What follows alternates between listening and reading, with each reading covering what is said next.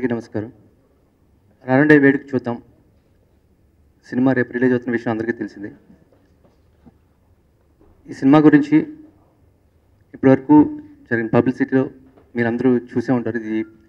అది wholesome family movie. అన్ని age groups వాళ్ళకి, అమ్మాయిలు అబ్బాయిలు, తల్లి తండ్రి, నాన్నమ్మ తాతయ్య అందరూ కలిసి చూడదగ్గ cinema. So full film, fun film, emotions and relations ఉంటాయి, లవ్ ఉంది, యాక్షన్ ఉంది. సో హోల్సమ్ ప్యాకేజ్ అని మేము మనస్ఫూర్తిగా నమ్ముతున్నాం. మీ అందరికీ నచ్చుతుందని నమ్ముతున్నాం. ప్లీజ్ వాచ్ రానుండే వేడుక చూద్దాం. రేపు సినిమా రిలీజ్ అవుతుంది, రానుండే వేడుక చూద్దాం. చాలా హ్యాపీగా ఉన్నాను. ఆ సంతోషాన్ని మీ అందరికీ మీతో పంచుకోవటానికి ఈ ప్రెస్ మీట్ పెట్టుకున్నాను. అండ్ సినిమా బాగా వచ్చింది, సినిమా చూడండి, ఇవన్నీ మామూలుగా ప్రెస్ మీట్లో చెప్పే. బట్ నేను చెప్పదలుచుకుంది ఒక అబ్బాయి అమ్మాయి, ఒక అమ్మాయి ఎప్పుడు ఏం కావాలి, తనకి పెళ్లి చేసుకునేవాడు ఒక రాజకుమారుడిలాగా ఉండాలి, తన్ని ఒక పడవంత కారులో రావాలి, తన్ని ఏ కష్టం లేకుండా చూసుకోవాలి, ఇలా అనుకుంటూ ఉంటుంది అమ్మాయి. తన కళ్ళన్నీ తీర్చాలి అని. అటువంటి రాజకుమారుడి కోసం వెయిట్ చేస్తూ పక్కనున్న రాజకుమారుడిని మర్చిపోతుంది. అది మా కథ. అండ్ ఫైనల్గా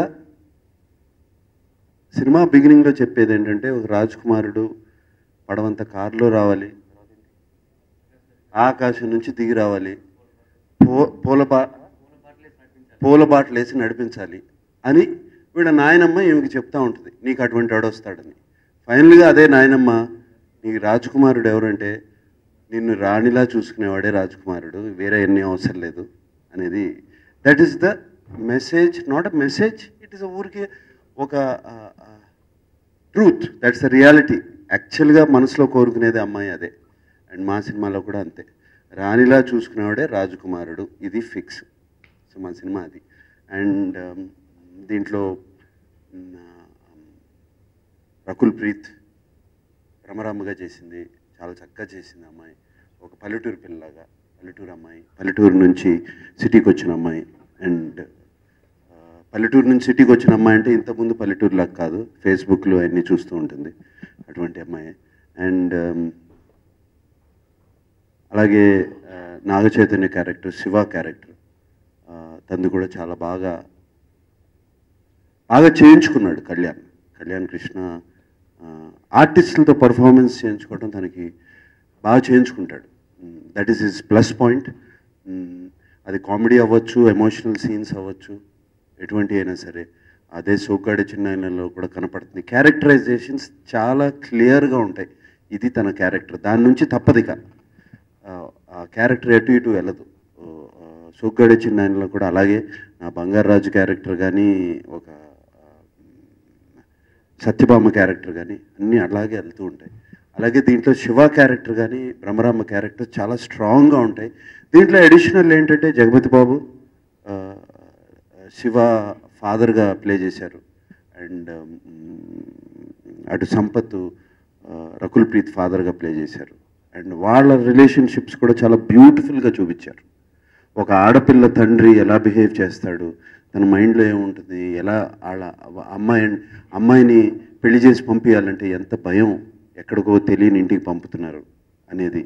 అటువంటి రిలేషన్షిప్స్ కూడా చాలా బాగా తీశారు. అండ్ అలాగే జగపతి బాబుదిని నాగ చైతన్యది వాళ్ళిద్దరి మధ్య రిలేషన్షిప్ చాలా ఫ్రెండ్లీగా ఉంటుంది. అది నేను కోరుకునే రిలేషన్షిప్. తండ్రి కొడుకుల మధ్యన అలా ఉండాలి, ఎలానో మాట్లాడుకోవాలని. అండ్ నాకు అది బాగా నచ్చిన ఇది. అండ్ అలాగే దీంట్లో దేవిశ్రీ, తను కూడా బాగా ఇన్వాల్వ్ అయిపోయి చక్కటి మ్యూజిక్ ఇచ్చాడు. And everybody, wish my cameraman and all technicians అందరూ ప్రేమతో తీశారు ఈ సినిమాని. అందరూ చివరి వరకు, ఎడిటర్ గారు కానీ, మా కలరిస్ట్ కానీ, వాళ్ళు కానీ, సీజీ వర్క్స్ కానీ, కానీ అన్నీ చూస్తే పర్ఫెక్ట్గా ఒక ప్రేమతో చేసిన సినిమా. అండ్ రేపు మీ ముందుకు వస్తుంది. And I hope you enjoy it.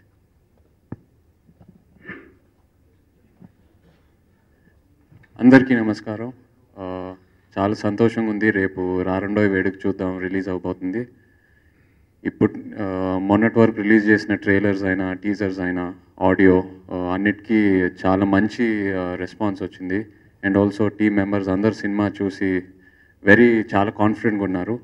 So very happy, eagerly waiting మీ రెస్పాన్స్ కోసం. కళ్యాణ్ నాకు చాలా మంచి క్యారెక్టర్ ఇచ్చాడు. యాజ్ అన్ యాక్టర్ నన్ను ఒక నెక్స్ట్ స్టేజ్కి తీసుకెళ్లాల్సిన క్యారెక్టర్ నాకు ఇచ్చాడు. Thank you very much Kalyan. And also Nani cinema ఈ స్క్రిప్ట్ మీద చూపించిన డెడికేషన్ అయినా, నాకు ఇచ్చిన కాన్ఫిడెన్స్ అయినా తప్పకుండా సినిమా బాగుంటుందని నేను నమ్ముతున్నాను. అండ్ మేలో ఇప్పటి వరకు నాకు రిలీజ్ అయిన సినిమాలన్నీ బాగా కలిసి వచ్చినాయి. 100% లవ్, తడాకా, మనం అన్నీ. సో ఐ హోప్ ఈ మే మంత్ కూడా నాకు కలిసి వస్తుందని.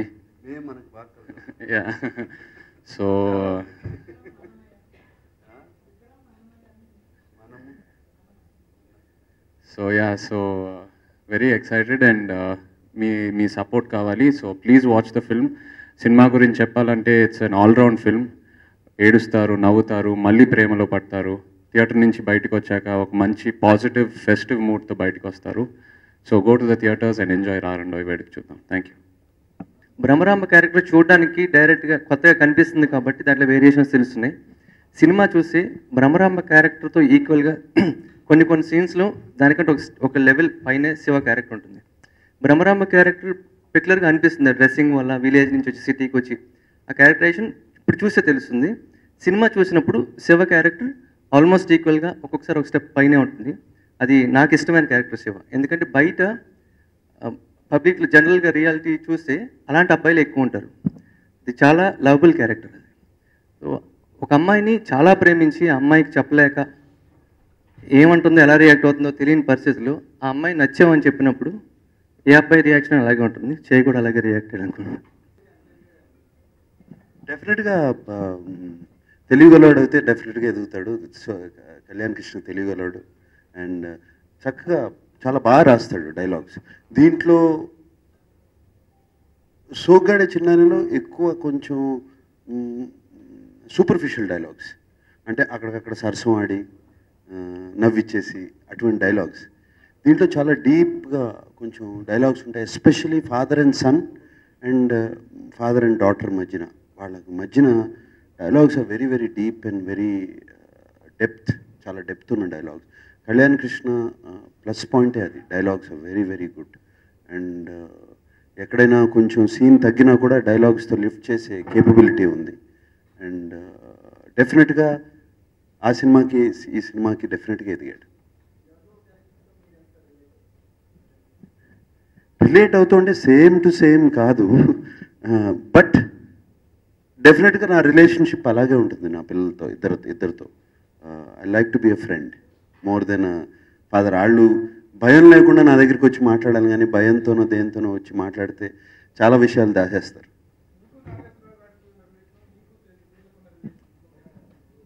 నాకు నాన్నగారికి ఈ వయసులో లేదు, నాకు నాన్నగారికి వెరీ ఫ్రెండ్లీ. నాన్నగారు ఆయనకు ఒక 60, 65, 70 వచ్చిన తర్వాత బాగా ఫ్రెండ్స్ అయిపోయారు. చాలా విషయాలు చెప్తూ, జనరల్గా ఫ్రెండ్స్ మాట్లాడుకునే విషయాలు చెప్తూ, ఆయన మెమరీస్ చెప్తూ అన్నీ చాలా ఫ్రెండ్లీగా అయిపోయారు. నేను తీసిన సినిమాలన్నీ ఆల్మోస్ట్ ఎవ్రీ ఫిలిం ఎక్సెప్ట్ మనం బిఫోర్ స్క్రిప్ట్ ఆల్మోస్ట్ 1 year పట్టింది. కానీ మిగతా సినిమాస్ అన్నీ ఎవ్రీ ఫిలిం స్క్రిప్ట్లో ఇవాల్వ్ అయ్యాయి. 1 షెడ్యూల్ షూటింగ్ చేసుకుని ఇది బాగలేదు, ఈ క్యారెక్టర్ వర్కౌట్ అవ్వట్లేదు, తీసేద్దాం. అండ్ రీషూట్ అనే దానికి నేను వెనకాడను. మేము ఒక డైరెక్టర్ నాకు 60 రోజులు కావాలంటే లేదు 75 రోజులు పెట్టుకుందాం అని నేనంట. ఎందుకంటే ఆ 15 రోజులు రీషూట్కి పెట్టుకుంటాను. 60 రోజుల్లో సినిమా ఫినిష్ చేసి 15 days పెట్టుకుంటాను. ఒకవేళ అవసరం లేదు అంటే అది బోనస్, లేదు అంటే 15 రోజులు, 10 రోజులు, 5 రోజులు, 6 రోజులు రీషూట్స్ చేస్తామంటే ఇంకా బెటర్మెంట్ కోసం. అతను ఏదో తప్పు చేశాడని కాదు, ఉన్నదాన్ని ఇంకా బెటర్ చేయడం. లేదు, డెఫినెట్గా ఒక 1 week to 7 days రీషూట్ చేసాం.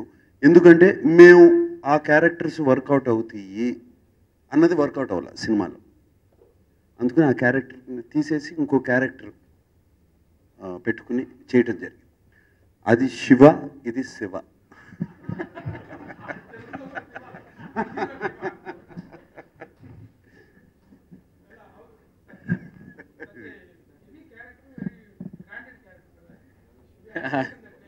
అది పేరు తప్పితే ఇంకా వేరే నో అదర్ కనెక్షన్ అండి. అది ప్యూర్లీ నేమే అంతే.